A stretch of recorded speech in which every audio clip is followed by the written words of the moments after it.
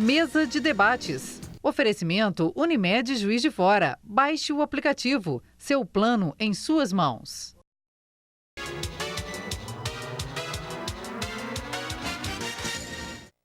Já estamos de volta para esse que é o segundo bloco do programa de hoje. Quero perguntar aos alunos como que foi esse processo na prática. Se vocês também tiveram essa como uma oportunidade para aprender, como que vocês tentaram sintetizar todo esse conhecimento para passar essa mensagem para o público. Eu acredito assim que quando foi exposto esse projeto, eu levei um susto, porque para mim era algo muito diferente da realidade que eu conhecia, porque eu via o autista de uma forma genérica, como todo mundo vê. Uma pessoa que não gosta de conviver com outras pessoas, né? Mas quando a gente aprofundou no assunto, convivendo um pouco mais também com o GAP, deu para perceber que totalmente diferente. Eles são, sim, muito abertos, né? E o fato da gente tratar a pessoa como diferente, eu acho que não é um rótulo, seria um rótulo, né? Porque diferente todo mundo é, ninguém é igual. E quando foi proposto também, eu fui uma das que achei que isso seria um assunto de psicologia. Mas, voltando, né, como o professor Rodrigo bem disse, né, e a Arielle também, é um assunto de todo mundo. É um assunto dos gestores, porque os gestores vão estar convivendo com isso no dia a dia nas empresas, né? A gente vai chegar numa empresa, não quer dizer que a gente vai selecionar os currículos que vai chegar para a gente, as pessoas que vai chegar para a gente, não quer dizer que vai ser escolhidas sem que haja algum problema, né? Alguma pessoa assim que tenha dificuldades, e nós vamos com certeza estar preparados para estar verificando e vivendo isso no dia a dia. Sim. Foi fantástico, está sendo, né? A gente tem aprendido muito. Nós tivemos a oportunidade de ter bate-papos, principalmente com o pessoal do GAPA. A Flávia falou super bacana lá para a gente, nós pudemos aprender um pouco mais. E, assim, puxando para essa questão da administração, a administração está em tudo, na minha opinião. Nós temos os princípios básicos lá da teoria taylorista. A administração é organizar, planejar, organizar, dirigir e controlar. Isso se encaixa em tudo da vida. Quando nós escolhemos o autismo para tratar, a primeira coisa que a gente fez foi identificar, há uma falha, que existem muitos mitos com relação a isso. Muitas pessoas não sabem realmente o que é isso. Então, vamos trabalhar em cima disso. Vamos procurar fazer campanhas para levar informações úteis de maneira concreta para as pessoas, para que elas possam realmente se sentirem impactadas e procurarem saber um pouco mais de fontes confiáveis.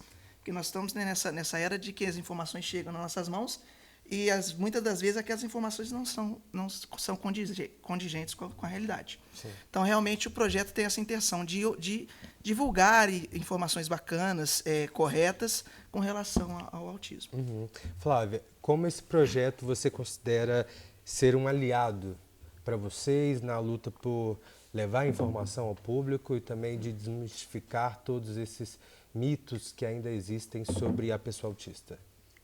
Achei o projeto muito bacana.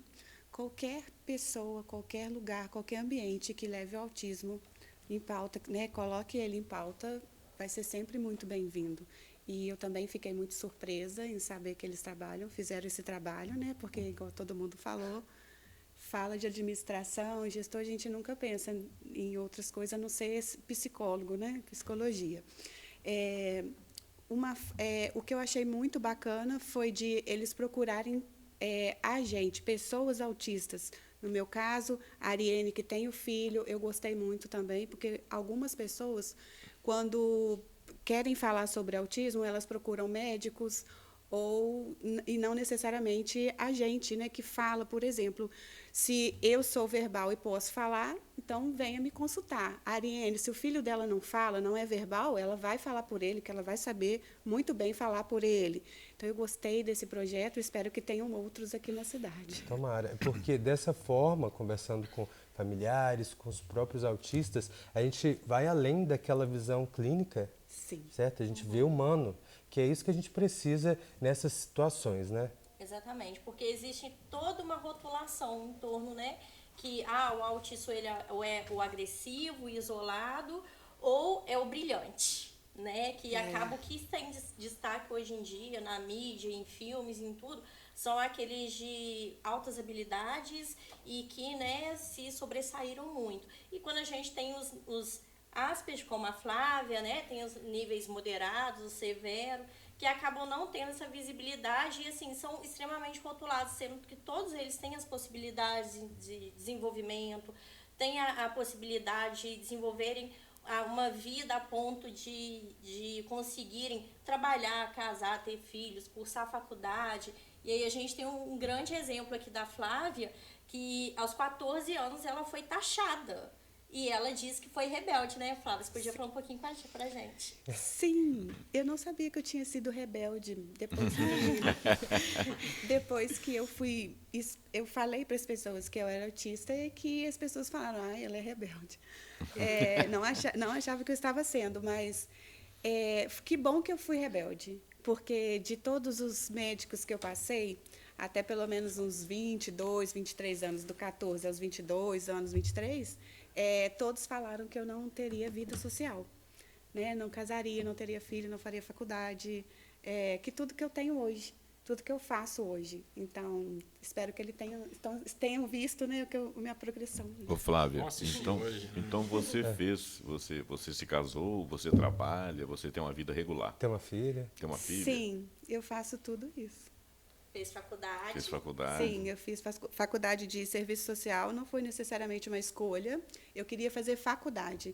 E quando eu fui ver a lista, o primeiro era serviço social, eu falei, é esse que eu vou fazer. E você atua? Não. Não. Não. Mas se sente plenamente Mas capacitada de atuar? Eu poderia, se eu tivesse continuado estudando, né, me aprimorando. Hoje, eu não seria capaz, precisaria estudar mais. Eu formei em 2011, então eu precisaria estar. Mas, assim, se eu tivesse que fazer, eu faria, estudaria novamente, não numa sala de aula. Eu faço pós-graduação, à distância. Uma sala de aula eu não enfrentaria novamente. Parece o colégio. Eu também não. Pode ser um pouco traumático para várias pessoas. Né? E, Ariane, como que exemplos como a Flávia, nós já recebemos aqui no programa também outras mães que, por esforço próprio, conseguiram amenizar o quadro dos filhos, né? E como que é esse processo, assim? O que deve ser feito? Quais as áreas? Fono? O que deve ser feito para tentar melhorar um pouco isso? Apesar de cada criança ter o seu desenvolvimento, mas existem marcos, né, do desenvolvimento infantil que é importante ser acompanhado.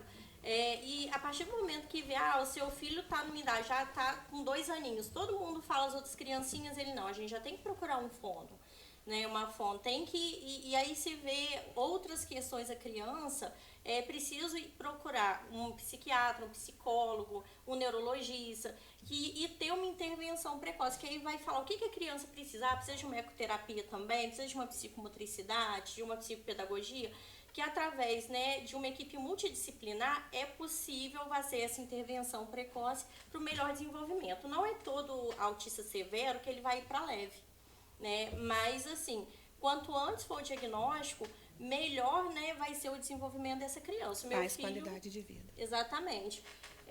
O meu filho hoje tem 9 anos, ele está saindo já do quadro de severo para ir para o moderado, mas são 9 anos de muita batalha, né? A intervenção dele começou com 1 ano, então tudo é lento, né? O importante é isso, é não desistir das terapias, incentivando a criança, não ficar com medo. Muitas pessoas deixam, ele já tem uma dificuldade de socializar, então muitas famílias deixam de ter um convívio social com medo de olhares, que a gente tem muito, apontamento, de, vou passar vergonha, eu vou numa festa para ficar 15 minutos, eu vou embora.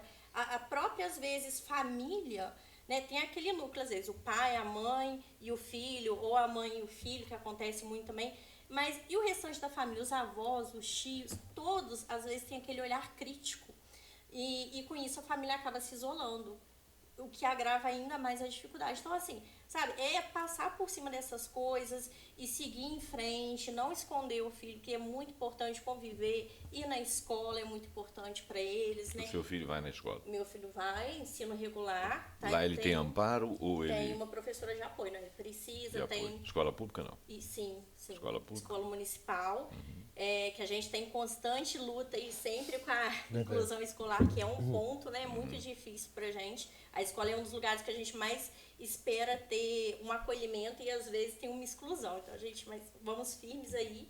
Inclusive, aproveitando, semana passada tivemos a notícia, né? O ano passado a gente entrou numa briga feia aí, porque a Secretaria de Educação queria tirar os professores de apoio para colocar cuidadores no lugar. O GAPA, junto com outras instituições, entrou firme na luta. E ganharam a briga?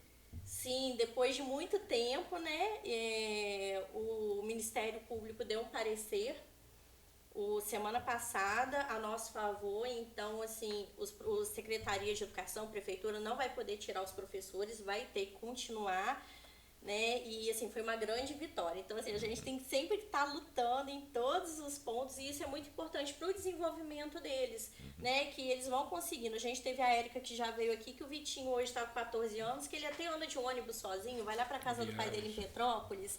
Tem a Neiva, que veio aqui com o Ícaro. E assim, no programa esqueci o nome. Com a doutora Jane. Isso, com a doutora Jane, que o Ícaro falou horrores. A mãe dele falou, gente, eu nunca vi o Ícaro falando tanto, né? Que é um jovem autista de 10 anos também. Então, é preciso acreditar neles, né? Mas até te cortando, Ariane, você está falando dele ter falado horrores. No dia que vocês foram lá na faculdade, até um testemunho que eu não compartilhei com vocês, mas falei até com os meninos depois. Até falei com o próprio coordenador do curso. Eu nunca assisti um depoimento tão bacana, tão lindo como de vocês e da Flávia naquele dia, porque a gente saiu assim, transformado aquele dia. Desde os detalhes, ela contando, né, do jeito que a gente mexia, do número de janelas que tinha na faculdade. Ela já chegou, já vi que ela falou que está faltando uma lâmpada ali e tal, ali, né? Então, assim, mas o mais interessante, para mim, pelo menos, foi o nível de consciência que ela tem sobre o próprio assunto. Às vezes a gente tem um problema de saúde, pode passar por uma depressão, e a gente não tem consciência do que a gente está passando. E ela tem muita consciência do transtorno, e como ela consegue expor isso, eu acho que, assim, especificamente a Flávia, ela poderia falar em qualquer tipo de seminário, de evento para médico, para advogado, porque o que ela tem para dizer é muito grande. É muito maior do que só o conhecimento de causa, né? O conhecimento que ela tem, o que ela passou. Eu falei com o coordenador do curso, temos que trazer a Flávia para a semana acadêmica, porque acho que todo mundo precisa de conhecer um pouquinho, sabe? Sugar um pouquinho disso, da história dela, das competências que ela tem, que, assim, também a gente fica impressionado, né? Então, acho que isso Bom, e depois desse relato, quem não quer ouvir a Flávia falar, né, gente? Mas vai ser daqui a pouquinho, depois do intervalo, a gente já volta.